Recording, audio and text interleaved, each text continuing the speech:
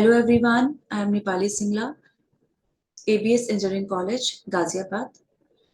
Today, this is the first lecture series of operating system. Today I am going to discuss about the introduction of operating system and what are its various functionalities. So let's start with it. The first question that arises in our mind is, what is an operating system? So basically, operating system is a system software or a program, or we can say that it is a language that provides an interface between a user and a computer hardware. Basically, to provide an interaction between a user and a hardware, operating system is used. Without operating system, we cannot interact with our with our system. So, or we can say that if there is no any operating system in our computer system, then it is very hard to interact with the hardware, or you can say that provide an interaction between the user and a hardware. For everything, we have to write a code to provide an interaction between a user and a hardware, which becomes a complex in nature and takes a huge time for giving a conclusion. So operating system is a required necessity that must be in our system. The another definition of operating system is it is a resource allocator. We can say that operating system as a resource allocator which manages all resources. It gives efficient and fair resource use to the conflicting request. It means that operating system provides various resources to the user on demand. For example, if a user wants to access the input output device, then it is an operating system that provides an interface and gives an input output device to the specific user to get its functionality. So there is one more definition of operating system that we can discuss. We can also say that operating system as a control program that controls the execution of a program to prevent errors and improper use of the computer. Means that during the execution of a program, if any kind of a error occurs, then there is an operating system which can debug that error and gives a result to the user that how it can handle that error. Operating system also gives the necessary actions that user can take. So this is all about an operating system. Now the next question is, why use an operating system? Why a particular user have to use an operating system? Because any kind of a user or any kind of a machine needs an interaction between them, or we can say that we need to interact with the machines. So machines के साथ interact करने के लिए we are having a need of an operating system. So here in this diagram we can say that we are having a computer, we are having a user, and to provide an interaction between these two, the operating system must have in a need. So this is the interaction process between a user and a computer system. Or we can say that if we want to interact between the two machines, here is the first machine and here is the second machine, and we want to provide an interaction between these two machines, or we can say that if a user of a single machine want to access some data of the another machine, then operating system is a necessary requirement that must be there in these two operating systems, in these two systems. So if operating system is not present in the system, then the user has to write a code every time for everything to interact with the hardware that I already told to you.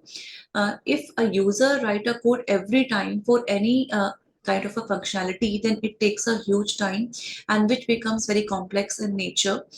And simultaneously, user cannot access, or a user cannot make the system as a multi-program system, because for every program he or she have to write a different coding system or a different code styles for a specific type of a command. or we can say that, to reduce the complexity and to make the efficient use of a computer hardware, operating system is needed. If we want our system to be a to be in a easy use, so we have to reduce the complexity, and for reducing that complexity we must have a need of an operating system. So here I think it is clear why we need an operating system. So let's move towards the next slide.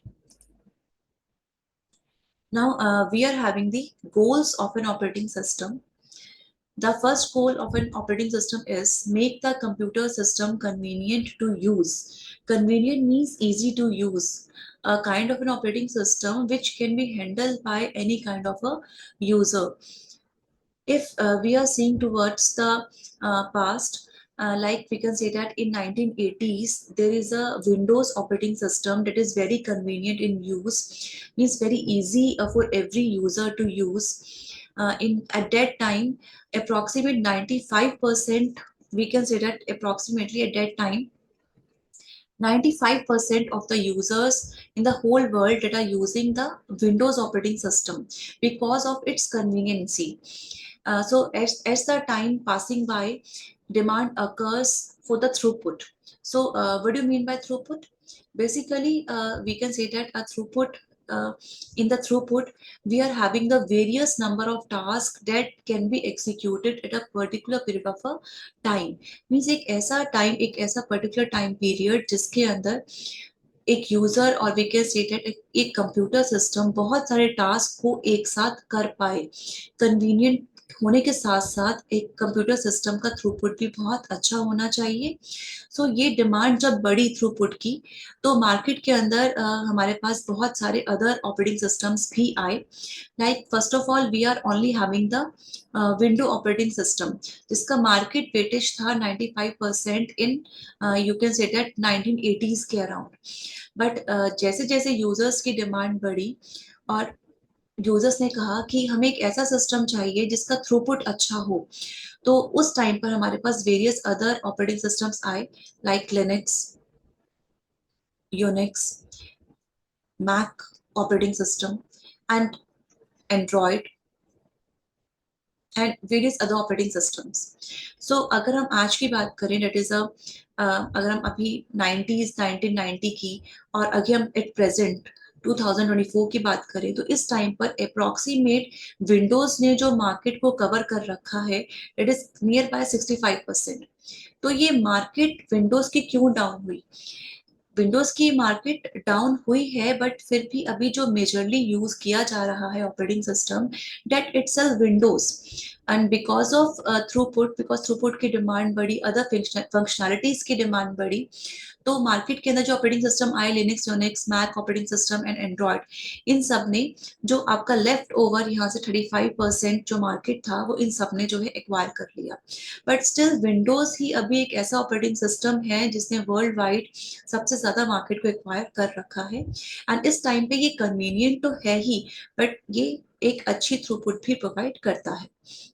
So the next point is execute user program and make solving user program easier। किसी भी user program को easier बनाने के लिए और उसको proper way में execute करने के लिए ऑपरेटिंग सिस्टम यूज किया जाता है, and it is the major goal of an operating system. Efficiently use the computer hardware, hardware का एक एफिशिएंटली यूज करना करना भी एक ऑपरेटिंग सिस्टम का सबसे बड़ा गोल है। Like that if any point of a time कोई भी यूजर इनपुट आउटपुट डिवाइस की डिमांड करता है, सो it is a responsibility of operating system जो कि प्रोवाइड करता है यूजर को उस टाइम पर इनपुट आउटपुट डिवाइस। सो किस यूजर को किस टाइम पर कौन सा input output device according to their demand provide करना है, ये डिसाइड करेगा ऑपरेटिंग सिस्टम। बिकॉज एक टाइम पर हमारे पास एक से ज्यादा प्रोग्राम्स हो सकते हैं। अब operating system can be a multi programmable operating system, और we can say that multi user operating system, multitasking operating system, जिनको वेरियस पॉइंट ऑफ टाइम पर अलग अलग इनपुट आउटपुट डिवाइस की डिमांड हो सकती है। So at that point of time operating system decide करता है कि किसकी प्रायोरिटी सबसे ज्यादा है, किस प्रोग्राम की प्रायोरिटी सबसे ज्यादा है, और उसको कौन सा इनपुट आउटपुट डिवाइस देना चाहिए at that point of time. So it is a major goal. Next to give better throughput, ये अभी हम लोगों ने डिस्कस किया। एक ऐसा point of time we can say that the maximum number of processes, the maximum number of programs that can be executed at a particular period of a time, that is known as a throughput. So these are the various goals of the operating systems. So next, let's move towards the next slide. So the next topic in this series is computer system components. Basically, we are having a four components. We are having the four components in our system. That is a first one is a hardware. It is a hardware. It provides basic computing resources like CPU, memory, input output devices, and so on. This is a component which provides a CPU for the calculations. Means if any program wants to do any kind of a calculation or want to access the CPU, then the hardware part of a system provides that CPU. And here is the memory. Memory can be a primary memory or it can be a secondary memory.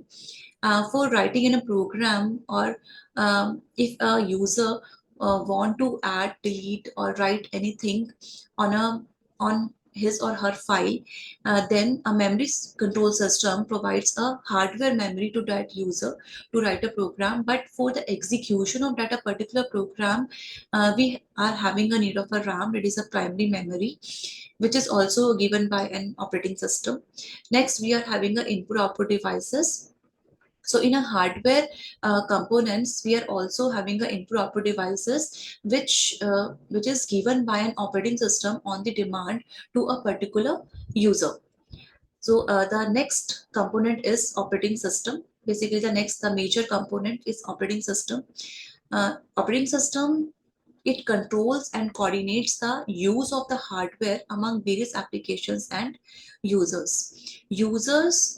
User और वो user जो application use कर रहा है अपने programme को लिखने के लिए या अपने प्रोग्राम को बनाने के लिए। फॉर एग्जांपल, अगर कोई यूजर कोई प्रोग्राम लिख रहा है, कोई कोडिंग प्रोग्राम लिख रहा है, तो उसको eight that point of time वहां पे किसी कंपाइलर, असेंबलर या इंटरप्रेटर की नीड होगी अपने प्रोग्राम को एग्जीक्यूट करने के लिए। तो here is only the operating system that provides that functionality to that particular user. So the next component is application program. It defines how the system resources are used to solve the computing problems of the users, like word processor, compiler, web browser, database system, video games, etc. So we are having a various application programs in our system for various functionalities. For example, if a user want to write something in a text file, then for writing a text on the text file, Word document is sufficient. So here is a word processor that provides a Word documents as an application program to the user, so that user can write their text on that file. For example, web browser. Let's take example of web browser. If a user uh, want to do a surfing on the internet, then only the web browser application is sufficient for that user. And if a user want to play a game on his computer system, then an application that provides a video game functionality is is sufficient at that point of time. So for the various users, or we can say that for the various tasks of the users, we are having a various different application programs. The next computer system component is users. For example, in users, we can include people like you and me, machines, various machines, and other computers. Here, computers can be a server or any kind of a local machine. So we are having these four components that is needed in our system. So let's move towards the basic structure of this computer system. So this is the basic structure. Here on the top, we are having the various users like user 1, user 2, user 3, and so on. And here at the bottom, we are having a computer hardware. We are having a computer hardware. So to provide an interaction between the user and the computer hardware, operating system is needed. But how an operating system provides an interaction between that user and a hardware? Operating system can provide an interaction between these two by using a application, or we can say that system program. If a user having a demand to write a program like in a C language, so here is the operating system that provides a application that gives a compiler to that particular user to execute his program. Or we can say that if a user want to write something on a text editor, on a text pad, then operating system provides an application like a Word or a Microsoft Office to that user to write that text on the word pad. And here's the operating system that executes that WordPad, or you can say that a particular C program by the help of a computer hardware. Here in that computer hardware, when a user program is in the executable state, then that executable state is to be run in a primary memory, or you can say that it should be run into a RAM. जब भी कोई user अपना programme right up करता है, like in a you can say that C language पे कोई programme वो लिख रहा है या वर्ड पैड पे कोई काम कर रहा है, तो in that point of a time जो उसका प्रोग्राम सेव होता है या जो वर्क करता है, वो वर्क कहाँ पे होता है उस टाइम पर उस यूजर का? That work is in the hardware. वो वर्क कहाँ पे करता है उस टाइम पे? हार्डवेयर में वर्क करता है। बट वही यूजर जब उस पर्टिकुलर प्रोग्राम को रन या एग्जीक्यूट करवाना चाहता है, तो वो प्रोग्राम आपका हार्डवेयर में एग्जीक्यूट नहीं होता है, वो प्रोग्राम आपका RAM में एग्जीक्यूट होता है। और RAM में एग्जीक्यूशन के लिए वहां पे we are must having an interaction between a user and a computer hardware. तो इस इंटरेक्शन को प्रोवाइड करता है कंप्यूटर सिस्टम। कंप्यूटर सिस्टम कैसे इंटरेक्शन प्रोवाइड करता है? By you can say that by using a various system calls. हमारे पास बहुत सारी सिस्टम कॉल्स होती हैं जिसके थ्रू वेरियस ऑपरेटिंग सिस्टम्स हमारे वर्क करते हैं। It provides an interaction. Like suppose अगर हमें नोट पैड पे हमें कुछ राइट अप करना है, तो नोट पैड पे राइट करने के लिए जो सिस्टम कॉल हमारे पास यूज होती है, that is a write system call. हम यहाँ पे राइट सिस्टम कॉल का यूज करेंगे। For the various operating system like Windows, Unix, Linux, we are having a different system calls. अगर हम यहाँ पे बात करते हैं विंडोज की, सो विंडोज के अंदर अगर हम विंडोज लेट्स सपोज 7 की बात करते हैं, तो विंडोज 7 में we are having approximately 700 system calls हमारे पास होती हैं। और अगर हम यूनिक्स या फिर हम लिनक्स की बात करें, तो in Unix and Linux we are having approximately 100 system calls. हमारे पास 100 सिस्टम कॉल्स होती हैं। So in various system calls को यूज करके जो आपका ऑपरेटिंग सिस्टम है, वो इंटरेक्शन प्रोवाइड करता है यूजर के बीच में और हार्डवेयर के बीच में। So this is the whole diagram about the computer system components. I think this thing is clear to you. Now the next topic in this series is operating system functions. So here are the various operating system functions that is provided by the operating system, like memory management, device management, processor management, security, error detection, coordination between software and user, job accounting, file management, and many more. We are not strict towards only these 8 functionalities. There are various other functionalities also, but we can say that these are the major functionalities that is provided by any operating system. So let's discuss one by one. So first functionality is memory management. Here we can say that how an operating system provides, first of all, how an operating system provides a memory. So operating system, basically we are having the two types of memory. It is a primary memory, or we can say that the second is secondary memory.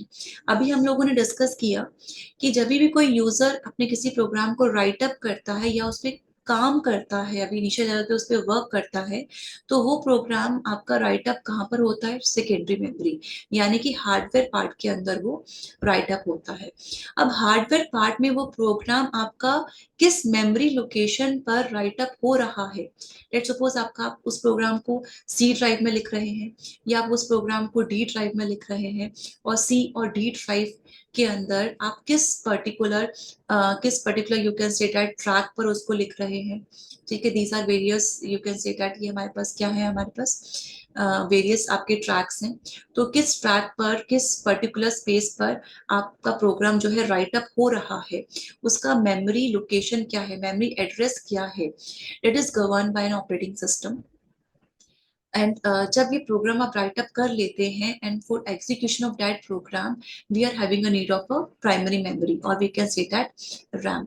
जो आपका RAM का size होता है ये बहुत छोटा होता है as compare to the hardware.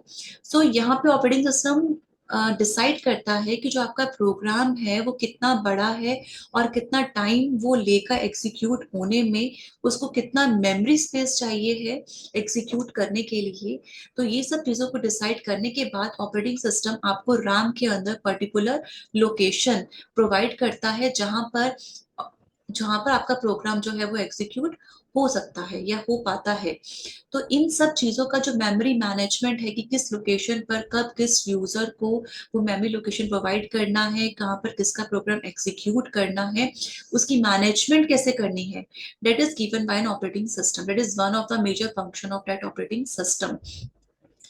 मैं अब यहाँ पे आपको ऑपरेटिंग सिस्टम ने मेमोरी को एलोकेट तो कर दिया आपके प्रोग्राम को एग्जीक्यूट करने के लिए, बट जब आपका प्रोग्राम एग्जीक्यूट हो जाता है, जब ये बेसिकली आपका program you can say that terminate हो जाता है, टर्मिनेट होने के बाद जो आपकी मेमोरी है वो क्या हो जाती है आपकी, उस मेमोरी को वहां से डी एलोकेट करने का काम ऑपरेटिंग सिस्टम करता है। बिकॉज ऑपरेटिंग सिस्टम के पास बहुत सारे प्रोग्राम्स और प्रोसेसेस लाइनअप है जिनको उसे मेमोरी प्रोवाइड करनी है। और क्योंकि रैम की मेमोरी बहुत छोटी होती है as compare to the hardware, so operating system को नीडेड होती है वो मेमोरी किसी और प्रोग्राम को या किसी और प्रोसेस को देने के लिए, ताकि वो वहां पे एग्जीक्यूट हो पाए। सो बेसिकली मेमोरी मैनेजमेंट हमें ये बताता है कि ऑपरेटिंग सिस्टम मेमोरी मैनेजमेंट को इस तरीके से करता है कि हार्डवेयर की किस लोकेशन पर आपका प्रोग्राम उसको सेव करना है, कौन सी लोकेशन बेस्ट है, and in a primary memory कितना एड्रेस स्पेस, कितना एड्रेस, कौन सा एड्रेस स्पेस चाहिए है, उसका एड्रेस क्या होगा, पर्टिकुलर आपकी प्रोसेस का प्रोग्राम का एड्रेस क्या होगा, उसको मेमोरी कितना चाहिए है एग्जीक्यूट होने के लिए, कितना उसको स्पेस चाहिए है, ये सब डिपेंड करेगा आपका ऑपरेटिंग सिस्टम की मेमोरी मैनेजमेंट फंक्शन पर। सो this is all about the memory management function. So let's move towards the next function of operating system, that is a device management. So in device management we are having a various type of devices like input output devices. We can say that input output device हमारे पास होता है, और we can say that hardware, it is also a kind of a device. So ये depend करेगा user पर, कोई उसको eight present point of a time hardware को एक्सेस करना है या उसे किसी इनपुट आउटपुट डिवाइस को एक्सेस करना है। सो कौन सा यूजर किस इनपुट आउटपुट डिवाइस को एक्सेस कर रहा है और किस पॉइंट ऑफ टाइम पर एक्सेस कर रहा है, किस पॉइंट ऑफ टाइम पर एक पर्टिकुलर डिवाइस को एक्सेस किया जा रहा है, कितने ड्यूरेशन के लिए एक्सेस किया जा रहा है, इन सब चीजों का जो मैनेजमेंट होता है, यू कैन से दैट जो डॉक्यूमेंटेशन होता है इसका, वो हमारा डिवाइस मैनेजमेंट करता है। डिवाइस मैनेजमेंट का जो जॉब अकाउंटिंग फैसिलिटी होती है, और you can say that device management का जो लॉग होता है, फाइल होता है, उसके अंदर ये सब इंफॉर्मेशन आपकी स्टोर होती है कि किस यूजर ने किस टाइम पर किस डिवाइस को यूज किया, कितनी ड्यूरेशन के लिए यूज किया, या फिर किस पर्टिकुलर प्रोसेस और प्रोग्राम ने किस डिवाइस को कितने टाइम के लिए और कितने ड्यूरेशन के लिए उसको यूज किया। तो इन सब चीजों का जो लॉग होता है, इसको मेंटेन करने का काम होता है आपका डिवाइस मैनेजमेंट का। So this is a device management. Next functionality is processor management. Basically processor management manage करता है हमारी डिफरेंट प्रोसेसेस को जो एक टाइम पर रन हो रही होती हैं हमारे सिस्टम में। एज वी नो दैट कि जब भी हमारा कोई प्रोग्राम एग्जीक्यूटेबल स्टेट में आता है, जब भी हमारा कोई प्रोग्राम एग्जीक्यूटेबल स्टेट में आता है तो वो प्रोग्राम क्या बन जाता है, आपका प्रोसेस बन जाता है। और we can say that executable state of any program is known as a process. तो हमारे सिस्टम में एक साथ बहुत सारी जो प्रोसेसेस हैं वो रन होती हैं। तो कौन सी प्रोसेस हमारी रन हो रही है, वो कितना स्पेस एलोकेट कर रही है, किस टाइम पे वो टर्मिनेट होकर अपना जो स्पेस है उसको डी एलोकेट कर रही है, या कितने टाइम पीरियड के लिए वो रन हो रही है, इन सबका जो जॉब अकाउंटिंग जो लॉग होगा उसको मेंटेन करने के लिए हमारा प्रोसेसर मैनेजमेंट जो है वो यूज किया जाता है। और वी कैन से दैट किसी पर्टिकुलर प्रोग्राम ने अपने प्रोग्राम को कितनी प्रोसेसेस में डिवाइड किया है, process number 1, process 2, process 3, process 4, कितनी प्रोसेसेस में एक पर्टिकुलर प्रोग्राम ने अपनी प्रोसेसेस को डिवाइड किया है, इन सब का भी जो अकाउंटिंग है वो हमारा प्रोसेस मैनेजमेंट करता है। अगर आपने कभी टास्क मैनेजर ओपन करके देखा हो तो आपको वहां पे दिखेगा, टास्क मैनेजर में आपको टास्क मैनेजर में दिखेगा, let me show you the task manager. हम यहाँ पे एक बार टास्क मैनेजर देख लेते हैं। टास्क मैनेजर में आपको शो होगा कि जितने भी प्रोग्राम्स आपके सिस्टम पे रन हो रहे हैं एट प्रेजेंट, उनके अंदर कितनी प्रोसेसेस आपकी रन होती हैं। सो आप यहाँ पे देख सकते हैं कि मेरे कंप्यूटर सिस्टम में इस टाइम पे कौन कौन से प्रोग्राम या कौन सी प्रोसेसेस रन हो रही हैं।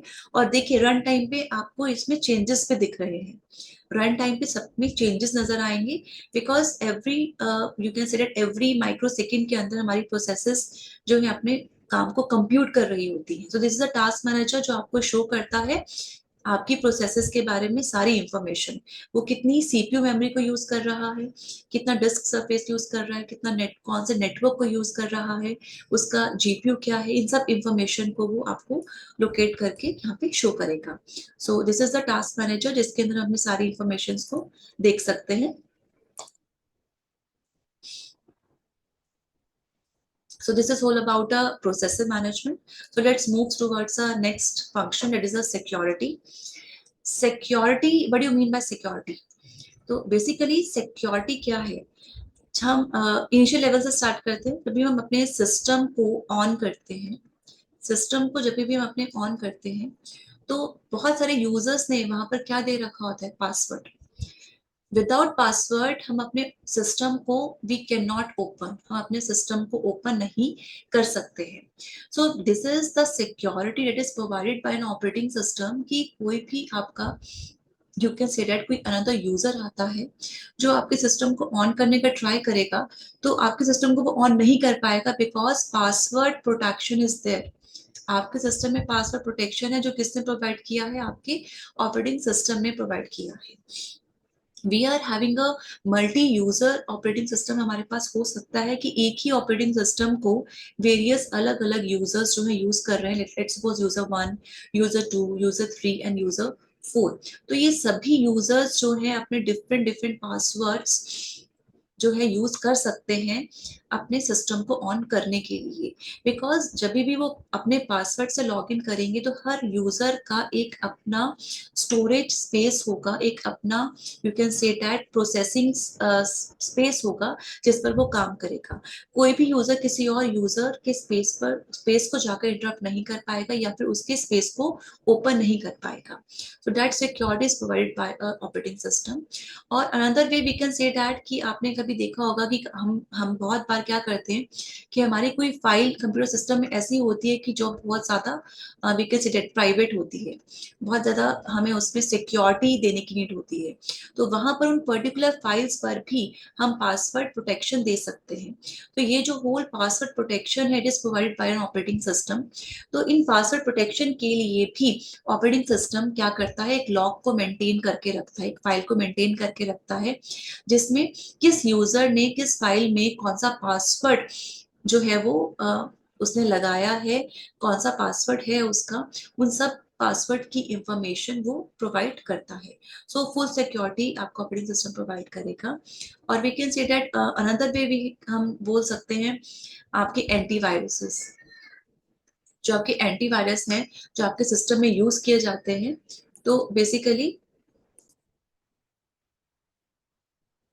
हमारे कंप्यूटर सिस्टम में अगर हम अनदर एप्लीकेशन प्रोग्राम की बात करें, like if we are talking about an antivirus, और अगर हम फायरवॉल की बात करें, तो वहां पर भी ये सब एप्लीकेशन प्रोग्राम्स जो होते हैं ये भी हमारे सिस्टम को सिक्योरिटी प्रोवाइड करते हैं with the help of an operating system.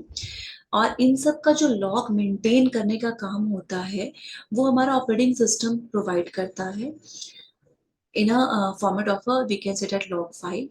तो पूरा सिक्योरिटी प्रोवाइड करता है ऑपरेटिंग सिस्टम। कोई भी एरर जनरेट अगर होगा हमारे सिस्टम में, तो उस प्रॉपर उस एरर को जनरेट जब वो होता है उसको पूरा डीबग करता है हमारा ऑपरेटिंग सिस्टम, और हमारे यूजर को ये इंफॉर्मेशन देता है कि बेसिकली वो एरर आपका जनरेट कहाँ हुआ है and how you can resolve that particular error, हम उसको कैसे रिजॉल्व कर सकते हैं।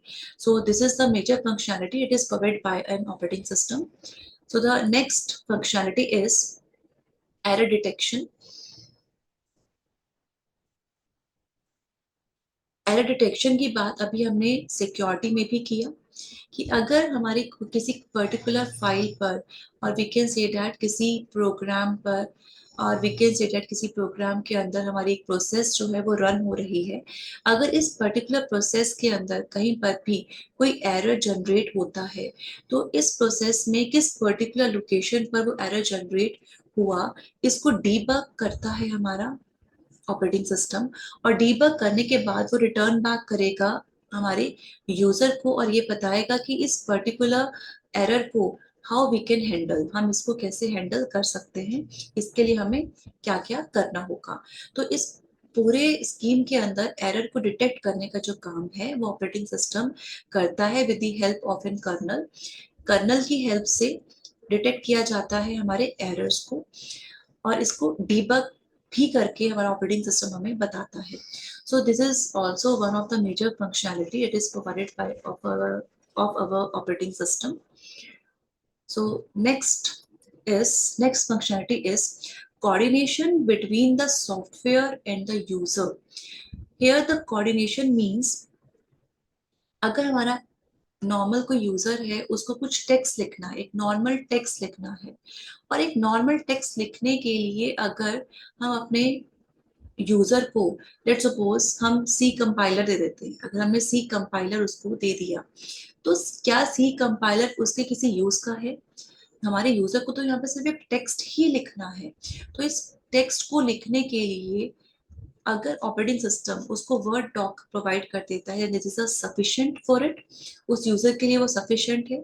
सो बेसिकली किस यूजर को किस पर्टिकुलर एप्लीकेशन की नीड है, किस पर्टिकुलर यूकेसिटेड फाइल की नीड है अपने डेटा को सेव करने के लिए, अपने डेटा पे काम करने के लिए, तो ये जो कोऑर्डिनेशन प्रोवाइड करता है ये हमारा ऑपरेटिंग सिस्टम प्रोवाइड करता है। ऑपरेटिंग सिस्टम चेक करता है कि हमारे यूजर को किस टाइप की डिमांड है, उसको किस टाइप का सॉफ्टवेयर चाहिए है, कैसे उसको वर्क करना है, तो इन सब के बीच में कोऑर्डिनेशन प्रोवाइड करेगा हमारा ऑपरेटिंग सिस्टम। और किस यूजर को, कौन सा user we can say that कौन सी फाइल को एक्सेस कर रहा है, किस डॉक पर वो काम कर रहा है, या किस टाइप के सॉफ्टवेयर पर वो काम कर रहा है at present point of a time, इन सब का लॉग मेंटेन करता है हमारा operating system. So basically, operating system provides a coordination between a software and a user. और in another term, we can say that कि जो यूजर हमारा होता है वो डायरेक्टली हमारे सॉफ्टवेयर या हमारी we can say that application की लैंग्वेज को समझ नहीं पाता है, तो उस पर्टिकुलरली उस लैंग्वेज को समझाने का काम, उसको इंटरप्रेट करने का काम हमारा ऑपरेटिंग सिस्टम करता है। बिकॉज हमारा सिस्टम होता है वो हमारा बिट्स बाइट सिस्टम पे डिपेंड करता है। इट मींस वो सिर्फ आइदर जीरो को अंडरस्टैंड कर रहा है या फिर वो वन को अंडरस्टैंड कर रहा है। तो हमारे जितने भी यूजर के प्रोग्राम्स हैं उन यूजर प्रोग्राम्स को जीरो वन के फॉर्मेट में चेंज करने का काम, और फर्दर उसको इंटरप्रेट करके पर्टिकुलर एप्लीकेशन के थ्रू उसको एग्जीक्यूट या रन करने के बाद जो रिजल्ट है उसको डिस्प्ले करने का काम हमारा सिस्टम सॉफ्टवेयर और वी कैन से दैट हमारा ऑपरेटिंग सिस्टम करता है। तो यहाँ पर ऑपरेटिंग सिस्टम एक कोऑर्डिनेशन प्रोवाइड करता है यूजर और सॉफ्टवेयर के बीच में। So next functionality, let's move towards the next functionality. It is a job accounting. अभी तक हमने जितने भी फंक्शंस की बात की, any kind of any kind of a functionality, तो बेसिकली उन सब functionality, you can say that उन सभी फंक्शनैलिटी का लॉग रखने के लिए, उनकी फाइल मेंटेन करने के लिए जॉब अकाउंटिंग जो है हमारी यूज की जाती है।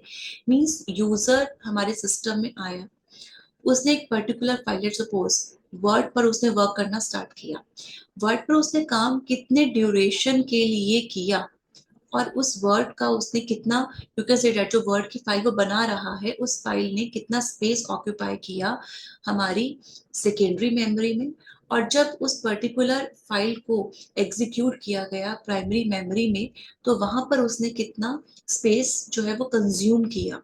तो और पूरा जब वो उसका एग्जीक्यूशन हो जाएगा, तो वहां पे वो मेमोरी को क्या करेगा, डी एलोकेट भी करेगा। तो memory allocation, memory D allocation, duration, कितना वो स्पेस ले रहा है या कौन सी मेमोरी को वो कंज्यूम कर रहा है, कौन सी एप्लीकेशन एक पर्टिकुलर यूजर के थ्रू यूज की गई है, तो इन डिफरेंट टाइप्स ऑफ सभी जॉब का जो अकाउंट है उसको मेंटेन करने का काम हमारा यहाँ पे हमारा ओएस करता है।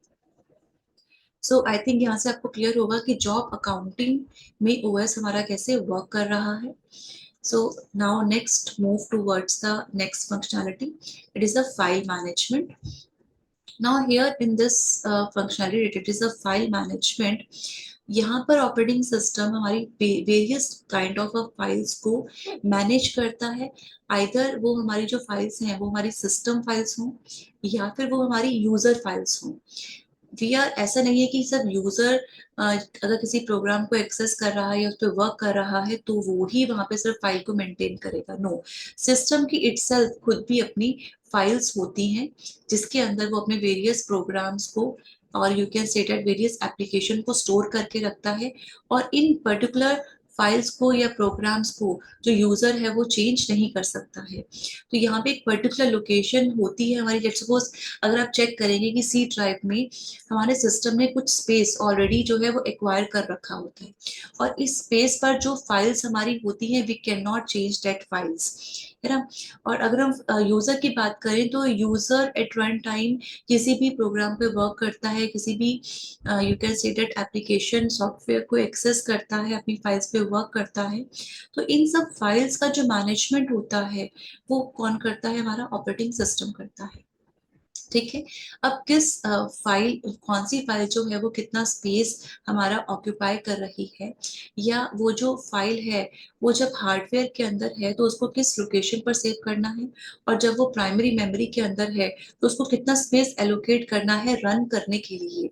तो ये इन सब का जो लॉक मेंटेन करता है वो हमारा फाइल मैनेजमेंट जो है वो मेंटेन करता है। तो this is a functionality, it is provided bye an operating system. So these are the various functionalities.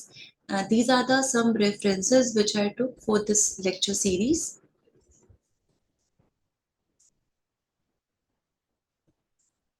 Thanks for watching this video.